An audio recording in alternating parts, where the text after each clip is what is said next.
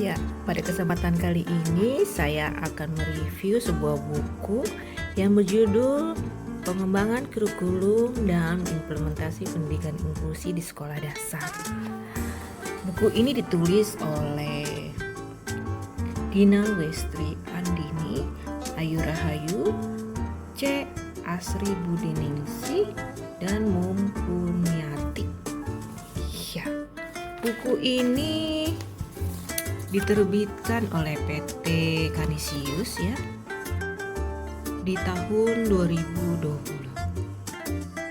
Buku ini terdiri dari 9 bab. Ada 9 bab ya.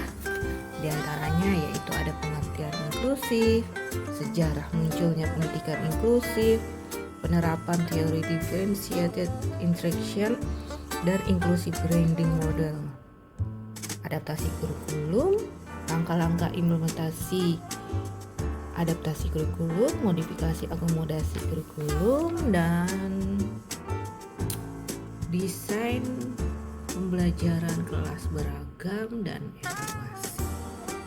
Baik, dalam bab 1 ini dipaparkan pengertian pendidikan inklusif dari berbagai ahli.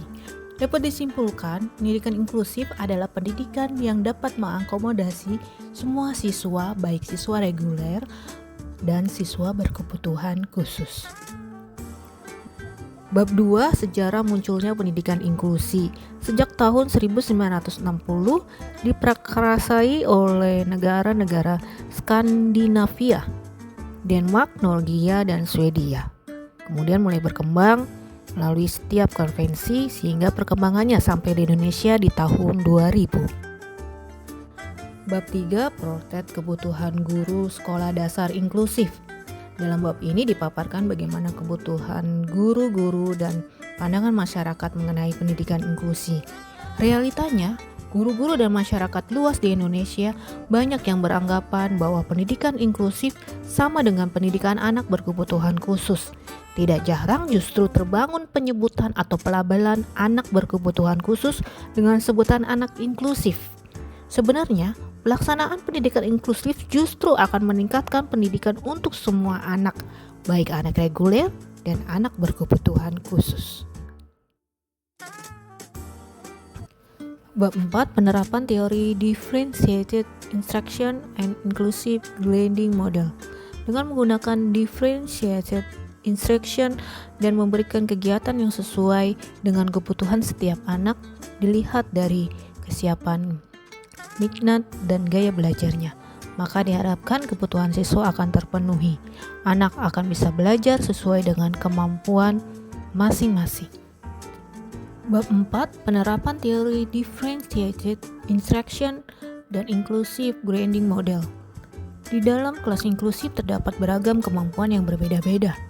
Untuk memenuhi kebutuhan belajar siswa yang beragam tersebut, guru harus melakukan asesmen untuk mengetahui kemampuan anak yang sebenarnya sampai melakukan adaptasi kurikulum. Bab 5, adaptasi kurikulum. Adaptasi kurikulum dapat berupa modifikasi dan akomodasi. Modifikasi adalah penyesuaian isi kurikulum dari ekspektasi target kelas yang telah ditentukan. Sedangkan akomodasi adalah alternatif berbagai strategi pembelajaran yang dapat dilakukan guru dengan menyediakan berbagai akses cara belajar. Bab 6, langkah-langkah implementasi adaptasi kurikulum. Pre-assessment di awal pembelajaran dengan memperhatikan gaya belajar dan ketertarikan serta kesiapan belajar. Yang kedua, menentukan adaptasi kurikulum. Akomodasi adalah adaptasi dari berbagai strategi pembelajaran yang dilakukan guru dengan menyediakan berbagai akses cara belajar. Modifikasi dilakukan jika anak tidak mungkin dapat mencapai standar kompetensi yang telah ditentukan. Bab 7, modifikasi dan akomodasi kurikulum. Dalam bab ini dipaparkan beberapa contoh dan penerapan modifikasi dan akomodasi kurikulum. Bab 8, desain pembelajaran kelas beragam. Dalam kelas yang beragam, guru harus memperhatikan 3 elemen penting dalam pembelajaran. Dalam buku ini dipaparkan 3 elemen tersebut, antaranya adalah konten, proses, dan produk. Bab 9, evaluasi pembelajaran. Dalam buku ini banyak sekali diberikan contoh-contoh tentang penilaian unjuk kerja, penilaian tertulis, penilaian sikap, penilaian proyek, penilaian produk, penilaian portofolio, dan komunikasi. Demikian review buku ini. Selamat membaca bukunya ya. Salam literasi.